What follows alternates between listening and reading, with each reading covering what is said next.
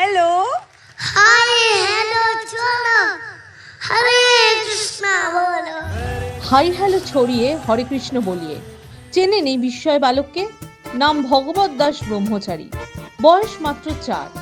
টেলিভিশনের একটি জনপ্রিয় রিয়েলিটি শো থেকে তাকে চিনেছিল গোটা দেশ।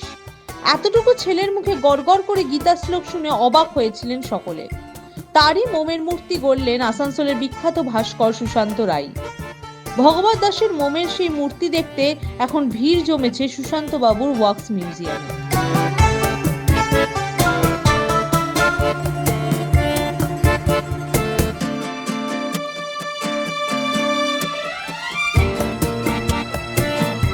কেন হঠাৎ ভগবত দাসের মোমের মূর্তি গড়লেন সুশান্ত বাবু?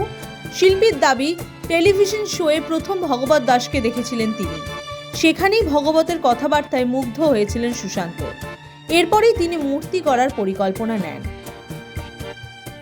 ভগবত দাস ব্রহ্মচারী একটা দেখছিলাম যে বলছে इधर ছড়িয়ে হরে কৃষ্ণ বলিয়ে ऐसा मैं भी कुछ बोल रहा था। একটা ছেলে, বাচ্চা ছেলে কি করে বলতে পারে যে আমাদের গীতার শ্লোক প্রায় মুখস্থ, যেটা সম্ভব না। এক ভগবানের কিছু অংশ আছে, সেই হিসাবে আমি মূর্তিটা বানিয়েছি। কে এই ভগবত দাস? সে উত্তরপ্রদেশের গৌরাঙ্গ ইনস্টিটিউশন ফর বৈদিক এডুকেশনের ছাত্র। মাত্র 4 বছর বয়সেই সোশ্যাল মিডিয়ার মাধ্যমে সনাতন ধর্মের প্রচারক হিসেবে কাজ করছে সে। রিয়েলিটি শো আর সোশ্যাল মিডিয়ার দৌলতে ভগবত দাস ব্রহ্মচারীকে এখন অনেকেই চেনেন।